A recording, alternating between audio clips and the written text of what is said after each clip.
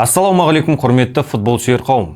Өткен шығарымда алтын доп кімге бұйыратын талқылаған болатынбыз. Ал бүгін сіздердің сұрауларыңыз бойынша Барселонаның жаңа маусым жайында тоқталатын боламыз. Бірақ та шығарымды бастамас бұрын, біз осы бір апта бұрын футбол әлемін дүр сілкіндірген қайғылы хабардан бастағанды жөн көрдік. Жылдың басы Диего Жота үшін тым жақсы басталып еді. АПЛ-ды ұтты, Ұлттар Лигасын ұтты, үйденді.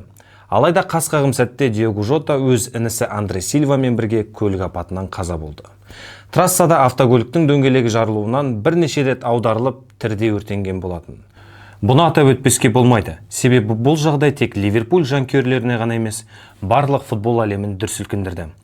Өлгеннің артынан өлмек жоқ. Тірі адам тіршілігін істей отырып, шығарылымды бастайық.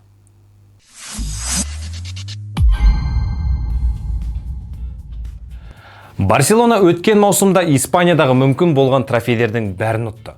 Басты бәсекелесі саналатын Реалды 4 матчта да аямады. Анчелоттидің қызметінен кетуі тікелей Барселонаның арқасы десекте артық етпес. Тек Чемпиондар Лигасында сәл жолы болмай жартылай финалда келіп сүрінді. Мұның бәрі кімнің арқасы десеңіз, әрине, Ханси Флик төккен тердің арқасында. Неміс маманы жоқтан бар жасады. Бұлай деуімізге клуб ішіндегі проблемалар себеп болды. Каталониялықтар біраз уақыттан бері қаржылық мәселелерді бастан өткеруде.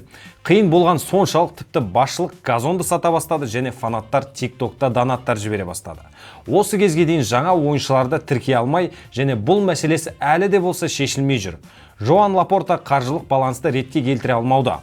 Футболдағы қаржылық фейрплей ережесіне сәйкес клуб бір жыл ішінде қанша ақша тапты, сонша жұмсау керек. Бұл бірге бір ережесі деп аталады. Барселона бір маусымда серіктестерінен, телетрансляциядан, билет сатудан, фаншоптан және ойыншыларын сатып қыруар қаржы табады. Бірақ әр тиынның сұрауы бар.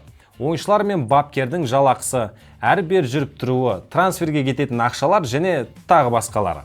Қазіргі құрамына қарасақ, Барселонаның жағдайы жақсы секілді. Бірақ осы уақытқа дейін клубты басқарып келген Жозеп Бартомео каталониялықтарды түрлі былыққа батырып кеткен. Футболшыларға адамның ойына кіріп шықпайтын жалақы тағайындаған. Фрэнки де Йонг әлі күнге дейін жылына 37,5 миллион евро алып келеді. Ал Роберт Левандовскийдің жылдық жалақысы 33 миллионды құрайды. Ковид кезінде клуб басшылығы ойыншылардың еңбекақысын толық бере алмай, қарыз дәптерге жаздырып қойған. Осыдан бірнеше күн бұрын Барселона сол қарызынан толығымен құтылды деген ақпарат тарады. Түсінгендеріңіз бойынша Бартомео бұрын GTA-дағыдай өмір сүріп, білген істеген. Кімге және қанша қарыз болған білгіңіз келе ме? Айтайын. Мессиге 47, Умтитиге 10, Дембелеге 5, Пьяничке 5, Робертоға 5, Нетоға 2,5, Дестке 1,3, Брейтуэтке 1,2, Фирпоға 1,1 және бұрынғы бапкер Рональд Куманға 7 миллион евро төлеген. Каутиньоға да қарыз еді, бірақ оған қанша бергені белгісіз. Барлығын қосқанда 90 миллион евро жуықтайды. Тамаша футболшы сатып алуға болар еді, бірақ амал қанша. Барселона жанкүйерлер үшін бір жақсы, бір жаман жаңалық болып тұр. Жақсынан бастасам, клуб қаржылық мәселелерін толықтай шешіпті. Ла Лига басшылығы алдағы күндері команданың бірге бір ережесіне қайта оралған ресми түрде хабарлайды. Жоан Лапорта Хавьер Тебастың барлық талаптарын орындап, қаржылық балансты ретке келтіріпті. Енді Барселона қанша ақша тапты, сонша жұмсай алады. Жаманы сол, ұзақ күткен ойыншысы лақтырып кетті. Нико Уильямс ресми түрде Атлетикпен келісім шартын 2035 жылдың жазына дейін ұзартып тастады. Испаниялық футболшы каталониялықтармен ауызша мәміле жасасып, жеке келісім шарт талаптарын келісіп те қойған еді. Бірақ күткісі келмеді ме, жүрегінің айтқанын тыңдап Билбаода қалуды жөн көрді. Жаңа келісім шартқа сәйкес футболшының жалақысымен қатар өтемақы құны да көтерілген. Енді Уильямсты сатып алу үшін 58 емес 87 миллион евро төлеуге тура келеді. Барселонада ойыншыларды тіркеуге қатысты мәселе шешілмей тұрғандықтан Никоны қатарына қоса алмай тұрды. Былтыр Ольмоны сатып алып, үлкен қиындыққа тап болған еді. Биыл сол түрлігін қайталамай, проблеманы шешіп барып Уильямсты сатып аламыз деп еді, ойлағаны жүзеге аспады. Барселона трансфер нарығында жақсы жұмыс істеуде.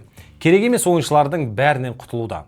Клеман Ланглені еркін агент ретінде Атлетикоға жіберді. Ансу Фатиді Монакоға сатып алу мүмкіндігімен жалға берді. Алекс Валені Комоға 6 миллион евроға сатты. Жақын арада Пау Виктор мен Пабло Торреде клубтан кетуі тиіс. Ореол Ромео Жиронаға кетеді деп күтілуде. Сондай-ақ клубтағы көп біле бермейтін жас ойыншылардың да біразымен қоштаспақ ниетте. Ал алған ойыншыларына келсек, Барселона осы жаздағы алғашқы трансферін жасап үлгерді. Бағасы қатты қымбат болмағандықтан оны тіркеу қиындыққа соқпады. Блауграна Эспаньолдың 24 жастағы қақпашысы Жоан Гарсияны 25 миллион евроға сатып алды. Қос тарап 2031 жылға дейін жарамды келісімшартқа қол қойды. Демек, клубтан бір қақпашы кетуі тиіс. Таңдау Иняки Пеньяға түсіп тұр. Марк-Андре Тер Штегеннен де құтылуды жоспарлап отыр екен. Бірақ неміс қақпашысы әлде болса өзін дәлелдегісі келеді. Ал Нико Уильямс өкінішке орай болып қалды. Енді каталониялық клуб бар назарын Ливерпуль вингері Луис Диасқа аударады. Мерсисайдтық клуб бұл позицияда ойнай алатын Флориан Виртсті қыруар қаржыға сатып алды. Бірақ Диогу Жотаның қазасын ескерсек, Арне Слоттың колумбиялық футболшыны жіберуі екіталай.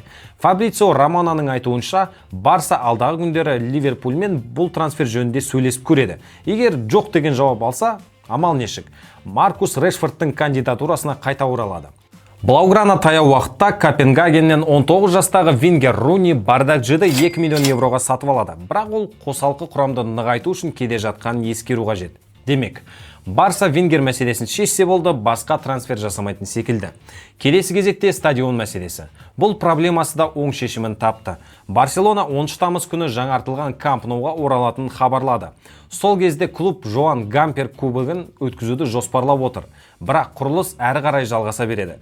Маусымның басында стадионның сыйымдылығы 60 мыңдай болады, ал толықтай біткен кезде 105 мың адамды сыйғызады екен. Бірақ бұл жақта да бір но болып тұр. Клуб стадионның жөндеу жұмыстарына 424 миллион евро қарызға алған. Бұл берешекті 2028 жылға дейін төлеуі тиіс болған, бірақ Жоан Лапорта қаржылық балансты реттеу үшін мерзімді кейінге шегерткен. Енді Барселона аталмыш қарызды 2030-дан 2050 жылға дейін төлейді. Айтпақшы, Блауграна бірнеше күн бұрын жаңа маусымға арналған ойын формасын таныстырды. Шыққан күн-ақ жанкүйерлер талан-таражға салып, бір күнде сатылған жейделер саны бойынша клуб тарихында болмаған көрсеткіш тіркелген екен.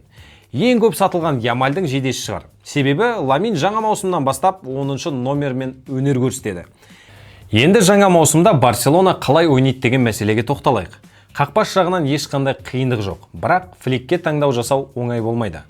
Жоан Гарсия өткен маусымда өзін керемет қырынан көрсетті. Ла Лигада ең көп сейв жасаған қақпашы атанды. Бірақ Барселона Эспаньол секілді аутсайдер емес. Қақпасына көп соққы өткізбейді. Гарсияға концентрацияны жоғалтпай тек керек кезде көмектессе болғаны. Ал Марк-Андре Тер Штегеннің жарақатынан кейін қалай оралатыны белгісіз. Войцех Щенсный қосалқы қақпашы рөлін атқаруға қарсы емес. Қорғаныс шебінде көз үйренген Кубарси Мартинес жұбы бар. Рональд Араухо өткен маусымда жарақатпен бастап ұзақ уақыт алаңға шықпағандықтан қосалқы құрамда қалып жүрді. Оның Ханси Фликтің ойын стиліне келмейтін туралы ақпараттар да тараған еді. Бірақ ақыры дегенде клубта қалды. Енді негізгі құрамдағы орны үшін таласады. Қосалқы құрамда Андреас Кристенсен мен Эрик Гарсия бар. Оң қапталда Жюль Күнде ойнайды. Оны қажет кезде Гарсия алмастырады. Бірақ Күнденің өткен маусымда темір адам екенін байқадық. Бірде-бір минутты қалдырмай топ 5 лигада ең көп ойын уақытын өткізген футболшы атанды. Тек Чемпиондар лигасында Интермен екінші ойында сары қағазының кесірінен ойнай алмады. Ал сол қапталда Алекс Балде ойнайды. Оны алмастыратын Жерар Мартин бар. Фликтің ойын схемасы бойынша 4 қорғаушы бір-бірімен тығыз байланыста болып, қарсылас команданың футболшыларын офсайд тұзағына түсіру қажет. Енді алаң ортасына келейік. Барселона 2 тіреу жартылай қорғаушымен ойнайды. Бастапқы құрамда Фрэнки де Йонг пен Педри бар. Гавида негізгі құрамдағы орын үшін талас алады. Марк Касадо былтыр де Йонг жоқ кезде өзін жақсы қырынан көрсетті. Өткен маусымның басында жарақат алып ұзақ уақытқа қатардан шыққан Марк Берналь да осы позицияда ойнайтын естен шығармайық. Демек, каталониялық клубтың бұл позициясында грамм мәселе жоқ. Ал шабуылдаушы жартылай қорғаушы позициясында Дани Ольмо мен Фермин Лопес бар. Өткен маусымда екеуі бір-бірін алмастырып жүріп 20 гол мен 17 ассист рәсімдепті. Егер Барса жаңа вингер алған жағдайда бұл позицияда Рафиня ойнайтын болады. Ал шабуыл шебінде Ямаль, Левандовский, Рафиня үштігі. Соңғы маусымда бұл шеуіне тең келетін трио болмады. Егер Диас немесе Решфорд келсе, Рафиня сәл астыға түсіп ойнайды. Ал бұларды алмастыратын Ферран Торрес, жаңадан келетін Руни Бардакжи бар. Керек болған жағдайда Фермин Лопесте вингер позициясында ойнай алады. Өткен маусымда Торрестің Левандовскийді қалай алмастырғанын көрдіңіздер. Айтпақшы, жаңа маусымнан бастап стандарттар мен пенальтиді Ламин Ямаль орындайды деген ақпарат бар. Демек, соғар голдары былтырғыдан қарағанда көп болады деген сөз.